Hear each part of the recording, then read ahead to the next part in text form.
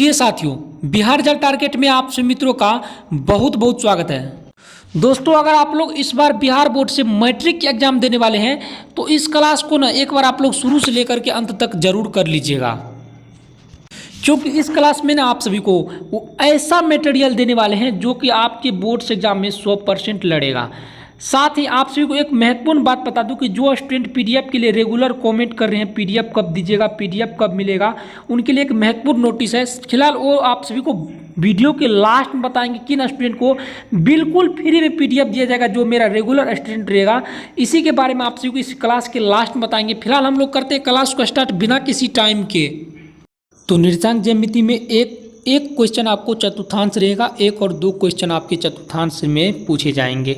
उसमें आपको ऐसे सवाल दिया जाएगा, बिंदुओं 7,-6 और 3,4 को मिलाने वाले रेखाखंड आंतरिक रूप से 1:2 के अनुपात में विभाजित करने वाला बिंदु निम्नलिखित में स्थित है। तो पहला है चतुर्थांश 1, दूसरा है चतुर्थांश 2, तीसरा है चतुर्थांश 3 और चौथा है चतुर्थांश 4।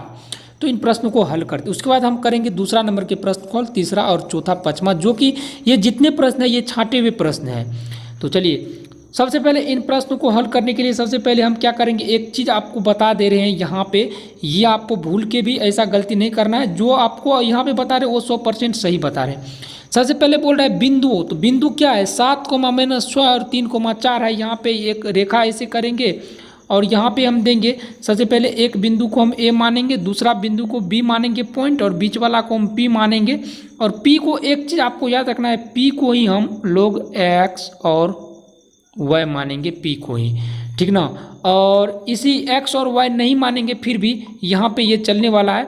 उसके बाद अगर बोलेगा अनुपात में बोलेगा, आंतरिक रूप से अनुपात में बोलेगा, तो सबसे पहले इस वाले को, शुरू वाले को एम मानना है और लास्ट वाले को आपको यहाँ पे बीच में एन मानना है, ठीक ना। उसके बाद बिंदु दिया हुआ है, तो बिंदु ए दिया हुआ है, ए वाला बिंदु कितना दिया हुआ है 7,-6 दिया हुआ है। और बिंदु यहाँ पे दूसरा बिंदु जो है वो उसको हम बी मानेंगे, ये 3,4 दिया हुआ है, ठीक ना।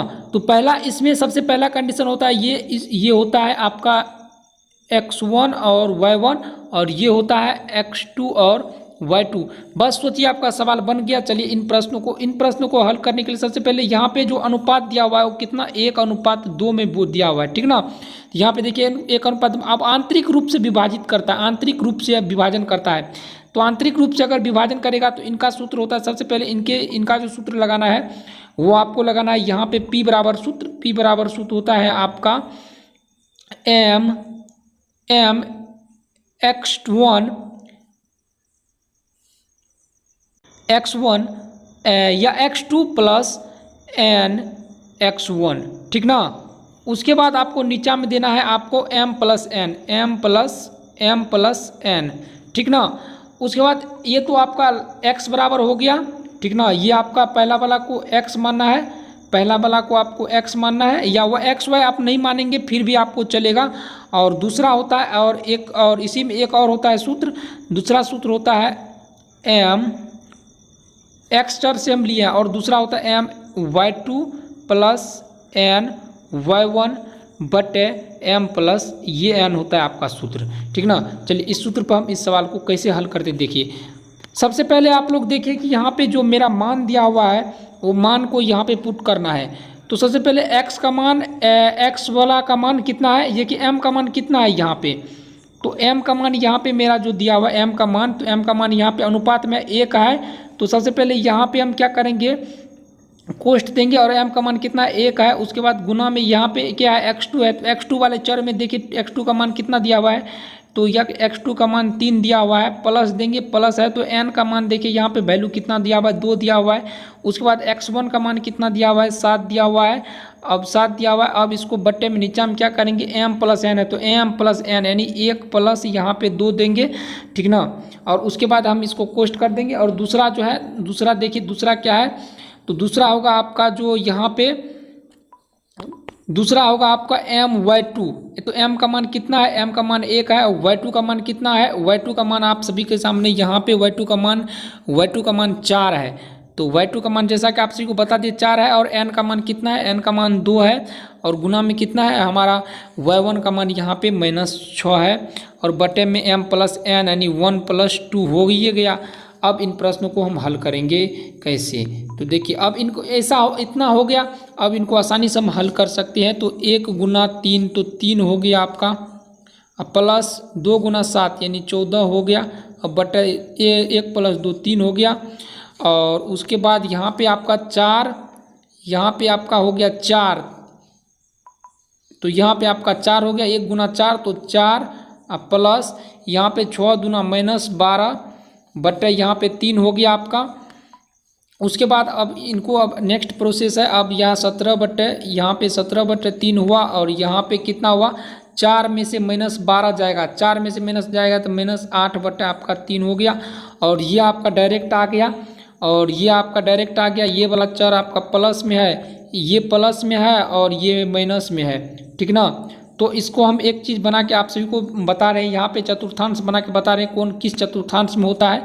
तो यहाँ पे एक चतुर्थांश बनाए और ये होता है आपका, ये होता है प्लस, ये होता है प्लस, इसको x और ये भी x, और ये y होता है और ये y होता है, और ये माइनस होता है, ये माइनस होता है।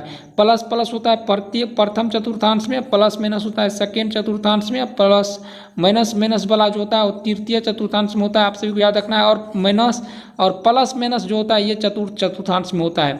तो मेरा निकला है प्लस माइनस, तो ये किस चतुर्थांश में होगा, तो ये चतुर्थ में होगा, ठीक ना।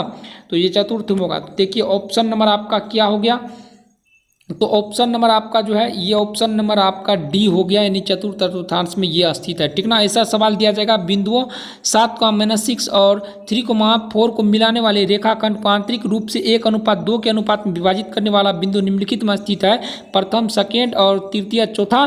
तो आप सभी को जो रूल अभी बताएं, उसी आप सभी को जो अभी बताएं हल करने का तरीका, इसी सूत्र का भी आपको प्रयोग करना है और इसी तरीका से आप सभी को इन सवाल को हल भी करना है।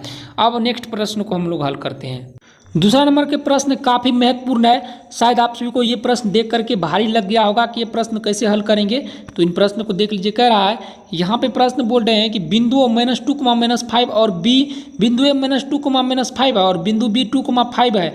अब बोल रहा है इसको मिलाने वाले रेखाखंड के लंबसम द्विभाजक पर एक स्थित बिंदु है 0, 0, 0, 2, 0, 2 और 2, 0 और -2, 0। तो चलिए इन प्रश्नों को हम लोग हल करते हैं। सबसे पहले एक क्या करेंगे, हम रेखा बनाएंगे, ठीक ना। रेखा बना लिए हम लोग, और रेखा बनाने के बाद अब क्या करेंगे हम लोग, जो है जैसा आपको बताए थे ऐसा ए, इसको ऐसा बी मानेंगे हम लोग, और यहाँ पे एक पॉइंट देंगे। तो पॉइंट क्या बोल रहा है कि लंबसम द्विभाजक यानी 90 डिग्री कोण, तो ये दोनों इक्वल होगा। तो यहाँ पे जो मेरा रेखा हुआ है, यहाँ पे जो मेरा दिया हुआ रेखा है वो -2, 5 है, यानी -2, -5 हो गया आपका। और ये है आपका 2, 5, ये है 2, 5, ये माइनस, ये आपका -2, -3 और ये 2, 5 है, ठीक ना। तो इसको हम मानेंगे x1 और इसको मानेंगे y1 और इसको मानेंगे x2 और इसको मानेंगे y2, ठीक ना। तब अब हम इनको हल करेंगे। तो जब आपको एक चीज़ आपको याद रखना है, देखिए आप लोग एक बार प्रश्न को पढ़ लीजिए। जब आपको बोलेगा कि बिंदु 2, -2, -5 ऐसा कोई सवाल देगा, -2, -5 और 2, 5 इसमें कोई भी अंक चेंज हो सकता है। मिलाने वाले रेखाखंड लंबसम पर स्थित एक बिंदु है। तो इस प्रश्न को जो है ना आप लोग इस प्रकार से हल करना है। सबसे पहले आपको जो है एक्स वाला चर जो होता है x और x1 और x1 दोनों का x1 और x2 वाला को जोड़ देना है। तो x2 कितना है, x2 कितना है -2 है, और प्लस x1 कितना है 2 है, बटे में 2 दे देना है। उसके बाद आपका जो है y वाला चर का मान कितना है, और y1 -3 और कितना है -3 और बटे कितना हो गया आपका ये -3, यहाँ पे कितना है आपका 5 है, ठीक ना।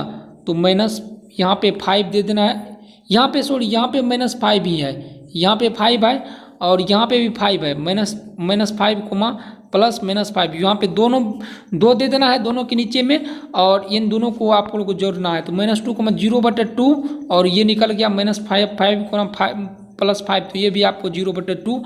तो ये दोनों हो गया आपका 0,0,0। तो ये आपका ऑप्शन नंबर किस में है 0,0। तो ऑप्शन नंबर आपका जो है ए हो गया, यानी 0,0 हो गया, ठीक ना। तो इसी तरह अब एक नेक्स्ट प्रश्न है, 3 बोल रहे। अब जो ये नेक्स्ट प्रश्न है, आप सभी इस प्रश्न को ध्यान से देखिए। ये 11 नंबर का प्रश्न बोल रहे हैं। देखिए 3 शीर्ष इसका दिया हुआ है। पहला शीर्ष है A-2 कोमा, यहाँ पे देख लीजिए -2,3 है, और B है 6,7 और C है 8,3। समांतर चतुर्भुज ABCD का चौथा शीर्ष D है, तो चौथा शीर्ष D ज्ञात करना है, यानी समांतर चतुर्भुज है। तो चलिए यहाँ पे हम क्या करते हैं, एक चतुर्भुज ये यहाँ पे एक चतुर्भुज बना लेते हैं। तो समांतर चतुर्भुज मान के चलिए ये नहीं बना, वैसे तो आपको समांतर चतुर्भुज दूसरे तरीका से होता है, ये एक तरह से चतुर्भुज है, इससे ऑब्जेक्टिव प्रश्न इसीलिए। तो यहाँ पे हम क्या करेंगे, यहाँ पे इनका जो है यहाँ पे 4 ABCD को यहाँ पे हम क्या करेंगे, दर्शाएंगे ABCD को। तो ये हो गया आपका A, ये हो गया आपका B, और ये हो गया आपका C, और ये हो गया आपका D, ठीक ना। तो यहाँ पे हम क्या करेंगे, जब ये इसका शीर्ष D मांग रहा है तो यहाँ पे हम क्या करेंगे, तो सबसे पहले यहाँ पे हम शीर्ष A को यहाँ पे हम P मान लेंगे, इसको ये बीच वाले को यहाँ पे हम P मान लेंगे, और उसके बाद जो जिसका जो वैल्यू है वहाँ पे हम वहाँ पे पुट कर देंगे। A का वैल्यू है -2, और यहाँ पे आपका 3 है, और B का वैल्यू है 6,7 है, तो B का वैल्यू यहाँ पे देंगे 6,7, और C का वैल्यू कितना है, C का वैल्यू है यहाँ पे आपको 8,3, तो 8,3 हो गया। तो अब हमको क्या करना है, ये D का जो है, ये D जो पॉइंट है, तो इनका जो है हमको निर्देशांक ज्ञात करना है। तो D पॉइंट का निर्देशांक हमको कैसे ज्ञात करेंगे हम लोग, चलिए इस प्रश्न में सीखेंगे। तो देखिए सबसे पहले अगर हम D पॉइंट का निर्देशांक ज्ञात करेंगे तो सबसे पहले क्या होना चाहिए, मेरे बीच वाला पॉइंट का निर्देशांक हमको पता रहेगा, तभी हम D वाले पॉइंट का निर्देशांक हम ज्ञात करेंगे।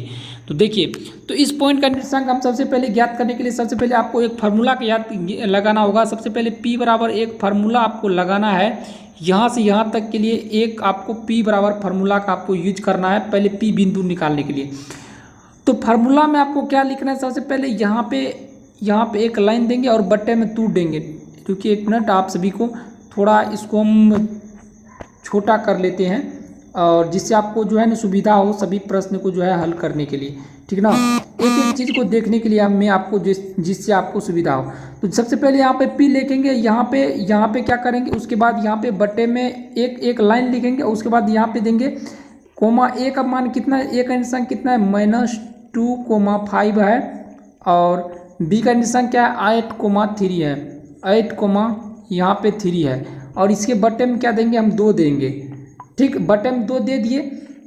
अब हमको P बराबर आसानी से निकल जाएगा। अब P बराबर आसानी से निकल जाएगा, यहाँ पे 8 में से 2 घटेगा तो कितना बचेगा, तो 6 बचेगा, और 6 में 2 से भाग देंगे तो कितना बचेगा, 3 बचेगा, और यहाँ 3 + 3 कितना हुआ, 6 हुआ। तो यहाँ पे P कितना निकल गया मेरा, तो P का निर्देशांक 3,3 हो गया मेरा। तो P का निर्देशांक मेरा 3,3 हो गया। अब हम एक बार, अब ये 3,3 हो गया, तो अब P का एक बार और हम निर्देशांक निकालेंगे, और P से लेकर के अब D निकालेंगे। तो अब क्या करेंगे, हम P बराबर लगाएंगे, एक बार B + D लगाएंगे P बराबर, तब मेरा क्या होगा, D का निर्देशांक निकल जाएगा। तो एक बार आपको और P बराबर यहाँ पे लगाना है, P बराबर लिखेंगे हम B + D बटे 2। तो B + D बटे 2, तो B का वैल्यू यहाँ पे कितना है, B का वैल्यू है आपका B + D, हाँ यहाँ पे B + D लगाना है, सॉरी B + D लगाना है P बराबर।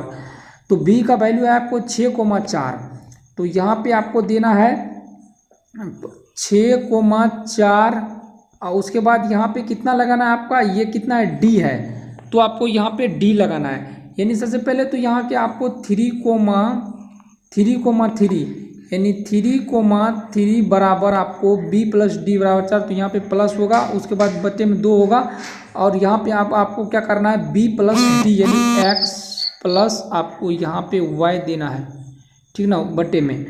उसके बाद आपको क्या करना है, इनको आपको हल करना है। कैसे हल करेंगे देख लीजिए। सबसे पहले तो जब हम इनको इस तरीक़ा से लिखेंगे तो ये हो जाएगा आपको 6 प्लस आपका x हो गया, और ये हो गया आपका कितना, और ये हो गया आपका 6 + x, और कोमा कितना होगा आपका, ये होगा x यानी 4 + y, ठीक ना। 6 + x और 4 + y होगा। तो चलिए हम इनको हल करते हैं। 1 मिनट, आपको यहाँ पे जो है ना, हमको इसलिए प्रॉब्लम हो रहा है क्योंकि यहाँ पे 7 होगा, ठीक ना, यहाँ पे 7 होगा, यहाँ पे कितना होगा, 7 होगा।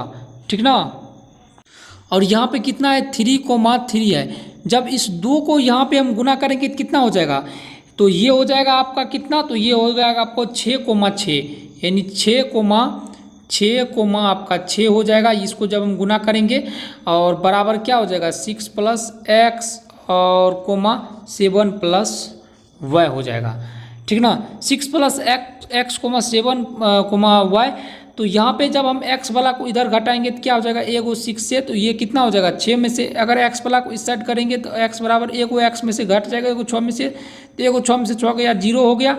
और जब हम y को इधर कटेंगे तो एगो 6 में से घट गया, तो और उसका हो गया -1। तो यही हो गया आपका आंसर 0, -1। तो 0, -1 है कहीं, तो चलिए आप सभी को बताते हैं 0, तो 0, -1 है इस सवाल में कहीं, तो 0, -1 ऑप्शन नंबर बी इनका आपका सही हो गया। तो आज हम लोग कितना, तो 3 प्रश्न पढ़े हैं। तो कल हम लोग 12-13 नंबर के प्रश्न यानी 2 ही प्रश्न को कल हल करेंगे, क्योंकि हम लोग एक तरह से सब्जेक्टिव प्रश्न जैसा आप सभी को बता रहे हैं। तो आप लोग जो है, अगर आप लोग को वीडियो अच्छा लगे तो चैनल को सब्सक्राइब जरूर कीजिएगा। साथ ही आप लोग टेलीग्राम को ज्वाइन नहीं किए PDF के लिए, तो लिंक डिस्क्रिप्शन, वहाँ से टेलीग्राम को ज्वाइन कर लीजिए। और आप लोग कमेंट करके जरूर बताइए जिसको जिसको PDF चाहिए। धन्यवाद।